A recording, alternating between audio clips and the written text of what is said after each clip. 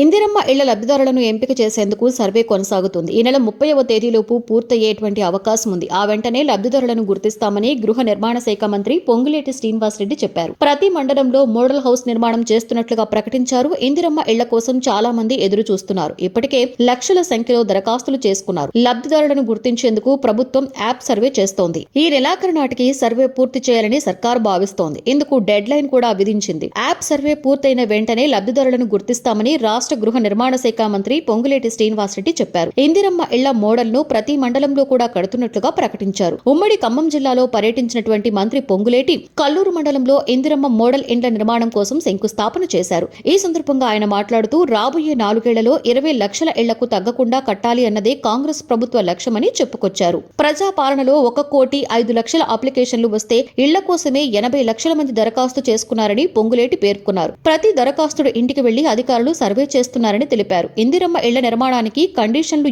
ఏమీ లేవని, పేదవాడనే అర్హత ఉంటే ఇస్తామన్నారు. 4 విడతల్లో ఇంటి నిర్మాణానికి 5 లక్షల రూపాయలు ఇస్తామని చెప్పారు. ప్రజా పాలనలో స్వీకరించినటువంటి దరఖాస్తులను పరిశీలించి వారి ఇంటి వద్దకు వెళ్తున్నారు. సర్వేకి ఒకరోజు ముందే దరఖాస్తుడికి సమాధానం ఇస్తున్నారు.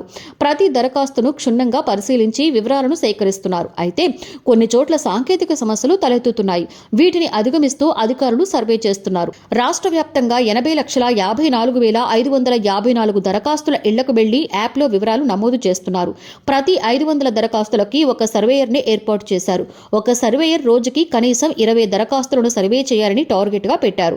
సర్కారు లక్ష్యానికి అనుగుణంగా అధికారులు పనిచేస్తున్నారు. మొదటి విడతలో సొంత స్థలం ఉన్నటువంటి నిరుపేదలకు ప్రభుత్వం ఇందిరమ్మ ఇళ్లు మంజూరు చేయనుంది. అయితే ఈ నెలాఖరులోపు సర్వే పూర్తి కాకపోతే జనవరి మొదటి వారంలోపు పూర్తయ్యే అవకాశం ఉందని తెలుస్తోంది. సర్వేలో భాగంగా దరఖాస్తుడి ఫోటోతో పాటుగా ఖాళీ స్థలం, ప్రస్తుతం ఉంటున్న ఇంటి చిత్రాలను కూడా యాప్ లో అప్లోడ్ చేస్తున్నారు. ప్రభాత సూర్యుడు జాతీయ తెలుగు దినపత్రిక. ప్రతి అక్షరం నిజం వైపు. నిజం దాగదు, వార్త ఆగదు.